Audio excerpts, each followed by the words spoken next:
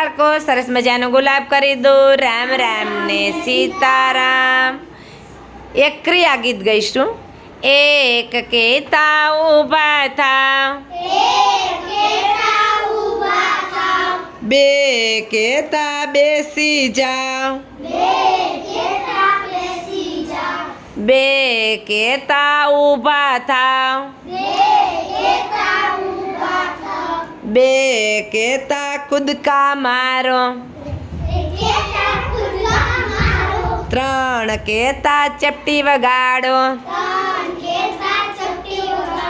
ચાર કેતા તાળી પાડો, પાંચ કેતા બેસી જાઓ,